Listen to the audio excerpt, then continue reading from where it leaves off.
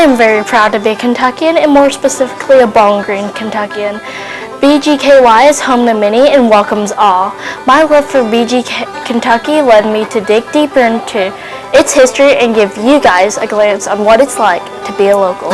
It was December of 1796, and upon a request stated in a petition by new residents, the GA passed an act that went into effect in March of 1797. This act established Warren County, named after Dr. Joseph Warren, who was a hero of the Battle of Bunker Hill.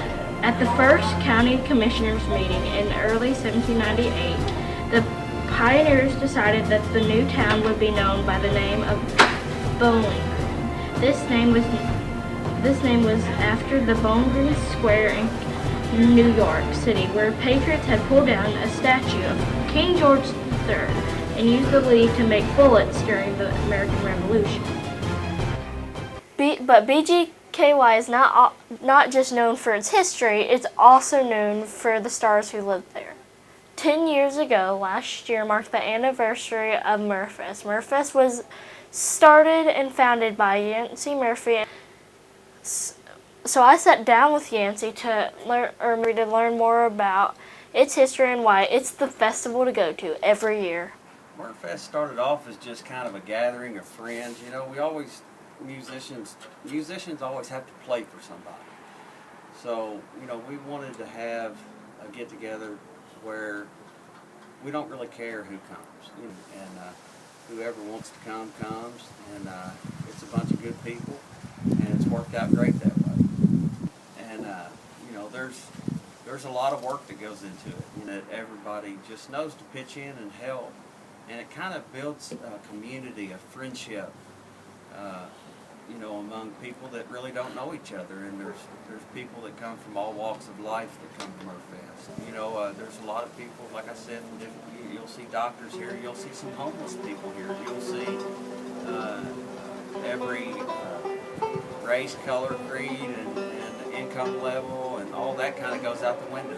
There's a little bit of everything. There's a lot of blues, a little bit of country. There is quite a bit of bluegrass. I think last year we had 3 or 4 bluegrass bands out of 21. We've had some,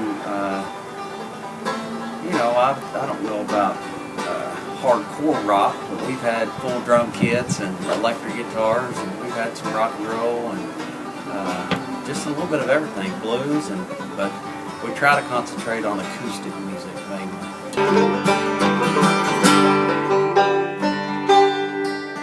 After visiting many of BG's finest places, I decided I was a bit hungry and wanted to find out from the locals where the best place to go. One common place everyone names Spencer's Coffee Shop, which is located in downtown BG. So I sat down with owner Justin Shepard to find out more about Spencer's history. So Spencer's was opened in 2001, and my wife and I purchased it in 2005. So we've been open about 16 years. I've owned it for about 12, 100 years old. And also we just do a wide variety of things. We sell food, we sell coffee, espresso drinks, we serve beer, we do all sorts of stuff. So those are some of the distinctives, I guess. We have a good place for people to congregate and just interact with one another. We have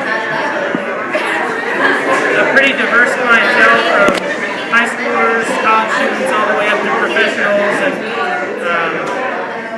it's just a good place for people to meet and mingle and communicate, and relax, hang out.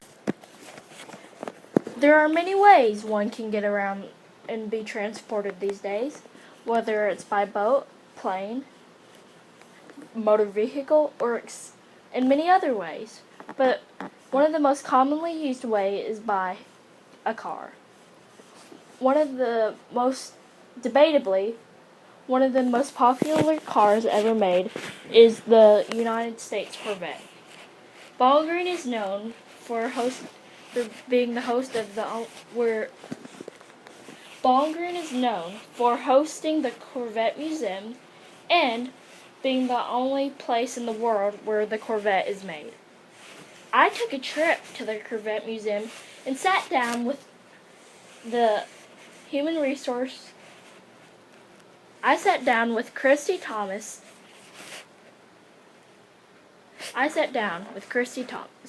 to learn more about the Corvette in the museum. Sure. The Corvette Museum was started by Corvette enthusiasts originally, a group of people who had in their possession a lot of special and unique documents, historical sketches, historical information on the Corvette, and they wanted to preserve all of that. The Corvette has a huge following of people who are passionate about it, passionate about that brand, very loyal to it, and collect a lot of the items that make it special. So they wanted to be able to preserve that and save it for future generations, and rather than keeping that among themselves, so they talked about starting a library and creating a not-for-profit organization. And a gentleman offered to donate his 1953 Corvette, which is the very first year that Corvettes were produced, if they would make it into a museum also. And of course, having a museum, you could charge admission and help generate funding to help run the operation and preserve that history and keep all those documents. So that's how it originally started. Call that the Sky Dome.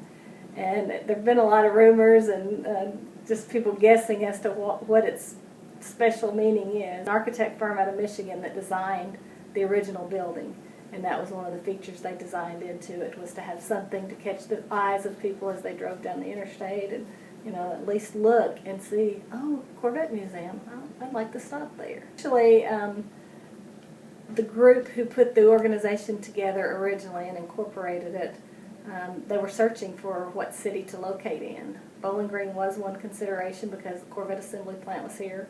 All Corvettes are made here in Bowling Green, the only place in the world.